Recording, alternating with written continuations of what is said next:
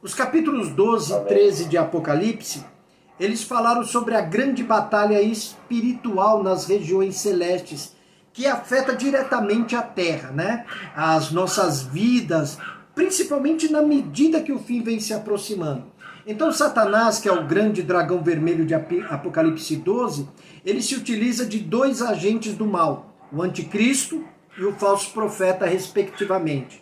A besta que vem do mar e a besta da terra, lá de Apocalipse 13. Eles atuam inescrupulosamente, impiedosamente e tentam levar a cabo o seu plano de impedir o avanço do reino de Deus. Apocalipse 14 é então agora como um glorioso arco colorido, né? Após uma terrível tempestade. Então, no meio do caos, vem Deus de repente nos revelando assim a beleza que será a vida na glória e como serão os tempos do fim. Tá certo? Então vamos lá. Apocalipse 14, versículo 1 diz assim: Então vi o Cordeiro em pé no Monte Sião, e com ele estavam 144 mil que tinham o nome dele e o nome de seu pai escritos na testas. Bom, dependendo da versão que vocês estão usando aí, pode ter um pouquinho de diferença, mas não muda em nada, tá? Vamos lá. No mundo antigo, as marcas elas poderiam representar aí pelo menos 4 coisas diferentes.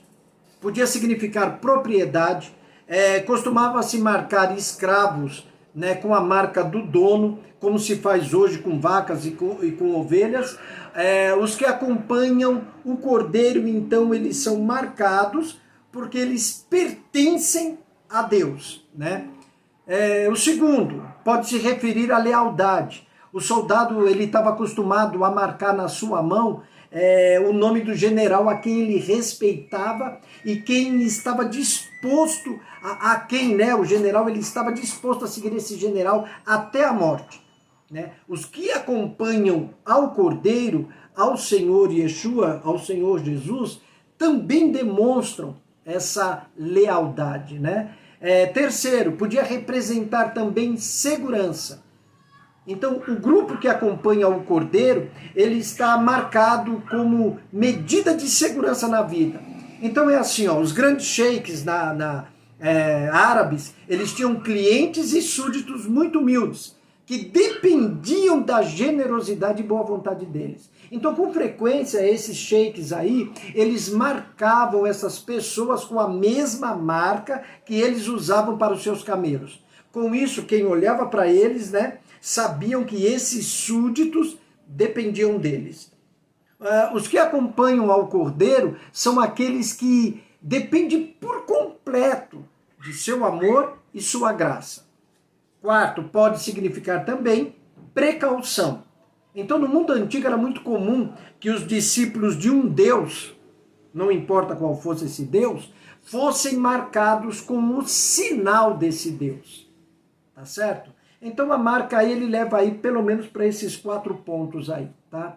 Sião, aí fala de Sião. Sião ela é mencionado uma vez no Apocalipse e isso é muito interessante, né? Um escritor disse assim, ó, das 110 vezes que Sião é mencionada, 90 são em termos do grande amor e afeição do Senhor por ele, de modo que o lugar tem grande significação.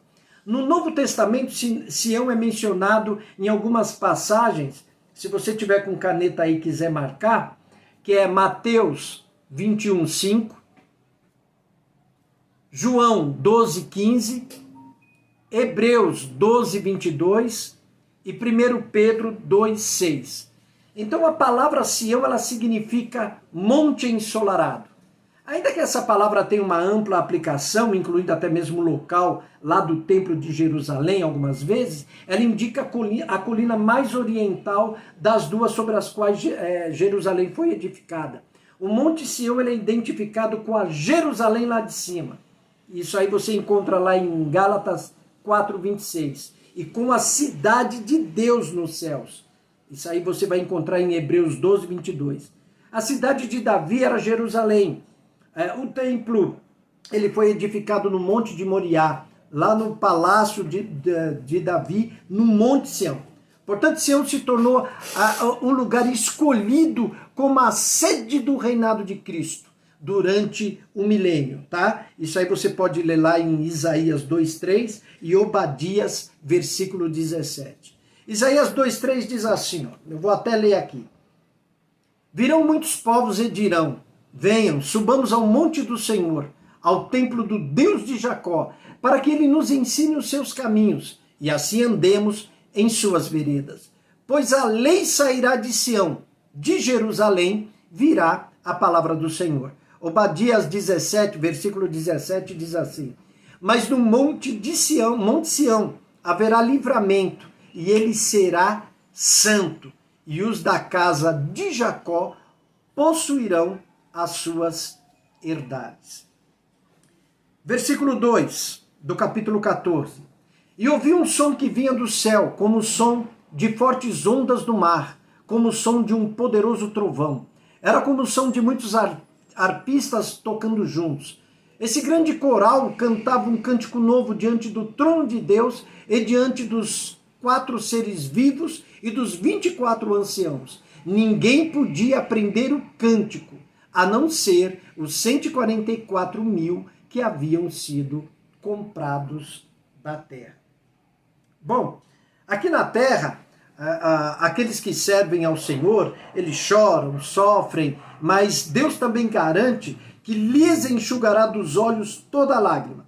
Então a alegria da igreja só será completa e será completa, e ela cantará este novo cântico. Ela vai cantar, e esse cântico ninguém pode aprender, somente aquelas pessoas que são remidas. Esse cântico, ele será único e exclusivamente para os salvos. Tá? Versículo 4 e 5. Eles se conservaram puros, sem manter relações com mulheres, e seguem um cordeiro por onde quer que ele vá. Foram comprados dentre os habitantes da terra como oferta especial a Deus e ao cordeiro. Não mentem, são irrepreensíveis. Aqui temos uma questão muito bacana, né? Não se contaminaram com mulheres, né? Vamos lá. Os remidos, os salvos em Cristo, esses 144 mil apontados aí pela palavra de Deus, eles não se prostituíram com a grande meretriz. A expressão não se contaminaram com mulheres e são castos, não se trata de celibato, tá? Não é celibato. Isso não existe. Tá? A pessoa pode até querer não tocar, não querer, não casar, mas isso não é via de regra. Deus é a favor do casamento. Tá? Então os gnósticos, eles sustentavam que o casamento e a reprodução vem do diabo, vem de Satanás. É um negócio muito louco, né? Daciano afirmava que o casamento é corrupção e fornicação. Marciano fundou igrejas para celibatários e proibiu a entrada de outros. Um dos pais da igreja muito importante da época, Orígenes, ele se castrou a fim de assegurar sua virgindade perpétua. Não passou muito tempo para que pregadores cristãos aí muito entusiastas insistissem que o cristianismo implicava no celibato e na virgindade. Eu, particularmente, fui numa igreja há muitos anos atrás em que esse pastor, esse missionário, ele proibia casamento de seus obreiros. Só que o problema por trás dos bastidores era, ou é ainda, não sei se ele está vivo ou não, se essa tal igreja permanece ou não, mas é um problema seríssimo, gravíssimo, tá? A Bíblia, ela não considera o sexo no casamento uma contaminação. Muito ao contrário. Ela exalta o casamento como imagem da mais elevada dignidade. Tanto é que é usada a expressão que Cristo virá buscar quem? A sua noiva. Vai se casar com quem? Com a sua igreja, com a sua noiva, né?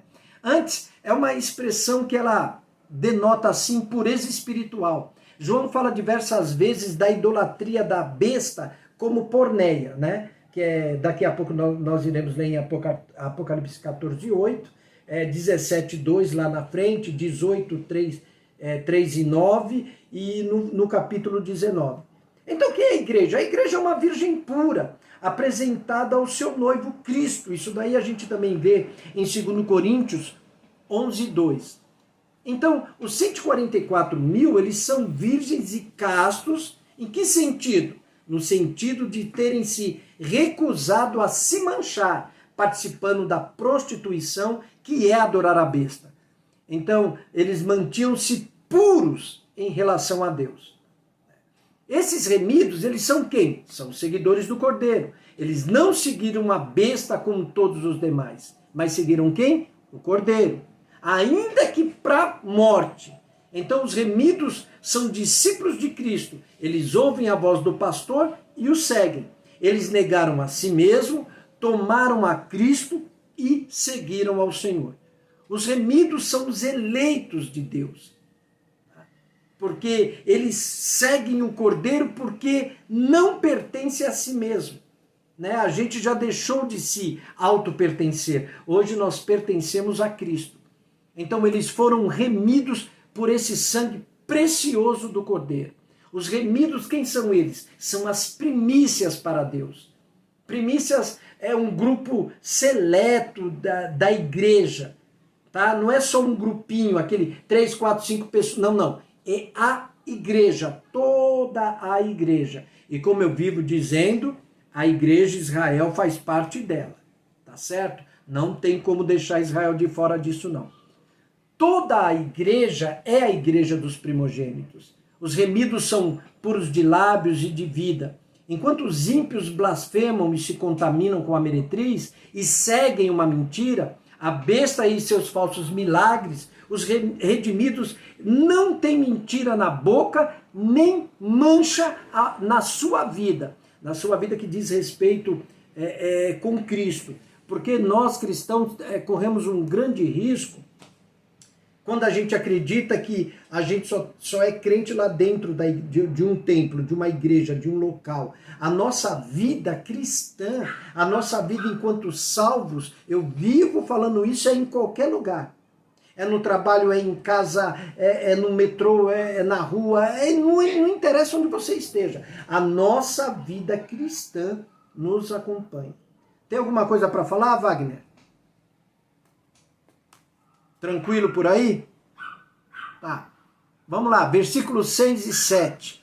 Vi outro anjo que voava no ponto mais alto do céu, levando as boas novas eternas para anunciá-las aos habitantes da terra, a toda nação, tribo, língua e povo.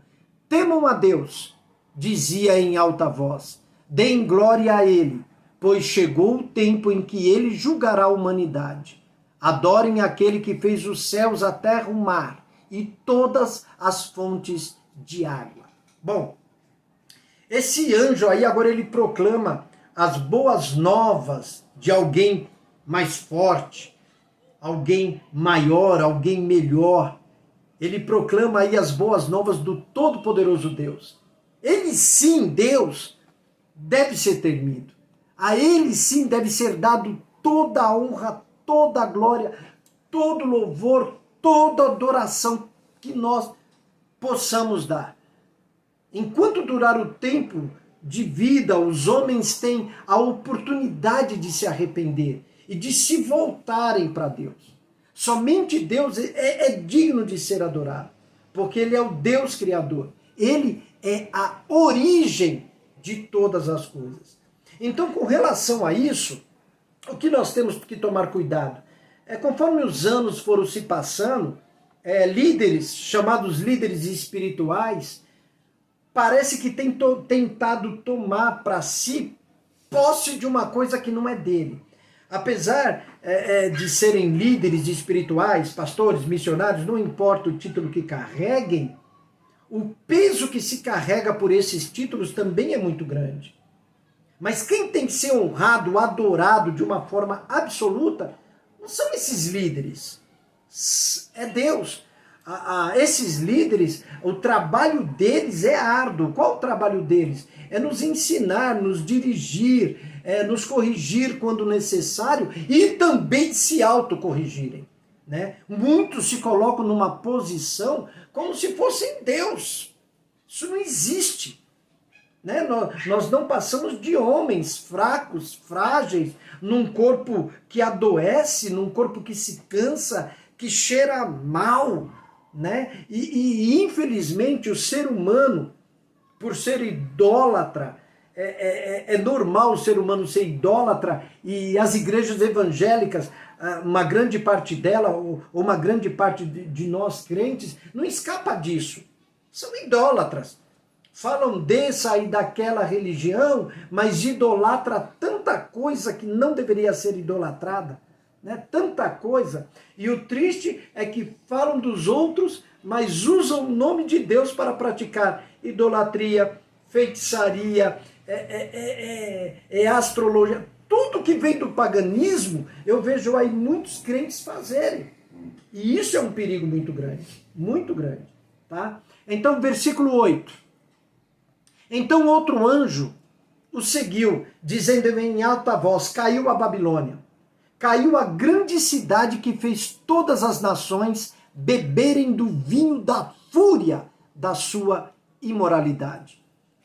Bom, essa grande Babilônia aí é a grande meretriz. Como eu já venho falando há algum tempo, não se deve esquecer isso. Por que a Torá, o que significa a palavra Torá? Instrução. O que Deus faz? Por que Deus mandou escrever isso? Porque a Torá, aquilo que nós conhecemos como Bíblia hoje, essas instruções nos são dadas para combater a idolatria, para combater qualquer tipo de prostituição, seja ela carnal, seja ela espiritual. A Bíblia foi escrita para isso. Tá? Por isso que eu falo assim, às vezes a igreja está perdendo tanto tempo com tanto besteirol, mas ainda não se preocupou nem de tentar aprender o primeiro versículo de Gênesis, o porquê daquela serpente no paraíso, né? Não se preocupa com algo maior, algo muito melhor para nós. Mas a verdadeira igreja, ela está no céu e a falsa igreja está arruinada, tá? Então, ela é grande, ela é enorme, essa Babilônia, mas também está perdida. Ela seduziu e enganou durante milhares de anos, mas agora ela está caída. A grande Babilônia, ela representa o sistema mundano, a religião prostituída que vai estar a serviço da besta e de Satanás no mundo. A grande Babilônia, ela age na terra com sedução, com perseguição. É uma meretriz que seduz e que engana, mas também ela é uma mulher embriagada com o sangue dos santos. E a sedução dela é uma sedução universal. A ruína dessa grande Babilônia é completa e definitiva. Tá? Ela caiu, ela está derrotada. A igreja que foi perseguida e martirizada, agora ela é vencedora. Mas a igreja, sistema, que perseguiu e matou os santos de Deus, ela é agora completamente devastada, destruída. Então Babilônia fez com que as nações bebessem o vinho que seduz os homens à fornicação. E como consequência, agora é que ela também, essa grande Babilônia, ela também deva beber depois e até a última gota da taça da fúria, da ira de Deus. Então, atrás dessas ideias está o conceito permanentemente válido de que o homem ou a nação cuja influência é má, que afrouxa aí as ataduras da moral, que consegue tornar o vício atrativo, tornar fácil o pecado e difícil a virtude, a moral, essas pessoas não escaparão, ou essas nações não escaparão nunca à ira vingadora de Deus. O que a gente tem que se atentar aí é que a ira de Deus, essa ira vingadora, nunca foi sem Deus apresentar a graça. Essa ideia de que a graça existe agora, isso é uma ideia deturpada. Porque se a graça de Deus não existisse antes, Adão teria sido já Caim e tantos outros demais em que Deus usou a graça, dando oportunidade para que se arrependesse. Tanto que Deus falou com Caim de uma forma maravilhosa, né? Deus chegou lá tete a tete com ele, claro, não face a face, mas falou com ele de uma maneira poderosa e mesmo assim ele não quis ouvir. Então, infelizmente, nós não sabemos quem, mas existem pessoas que não se arrependerão e ponto final. Tá? Então, a ira de Deus, ela não será sem causa, ela é sempre uma causa justa. Tá? Não é uma ira derramada como a gente, que a pessoa faz qualquer coisa pra gente, a gente já quer matar, já quer destruir. Deus não. Deus sempre dá oportunidade ao ser humano para que ele se arrependa de todo o mal que ele pratica. Tá? Versículo 9, 10, 11 e 12 agora, tá certo?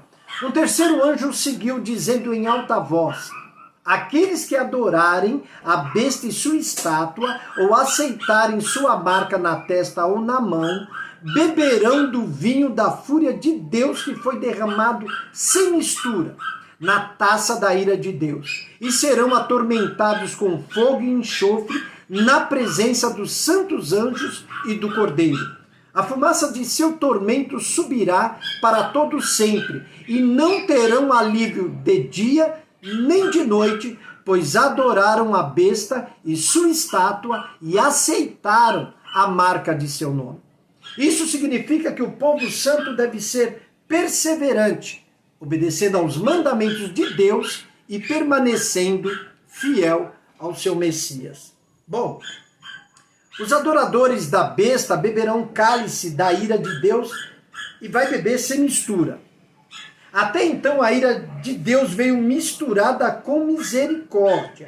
Mas quando o juízo chegar, os ímpios terão que beber o cálice da ira de Deus sem mistura, ou seja, sem a oportunidade de arrependimento.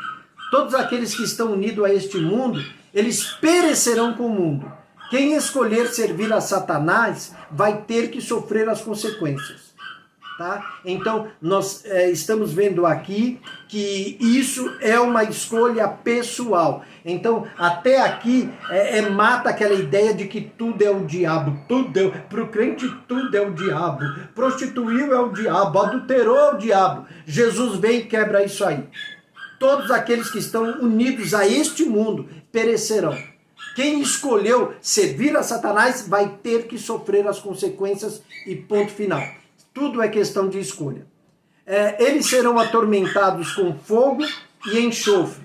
Isso fala da intensidade do tormento que virá.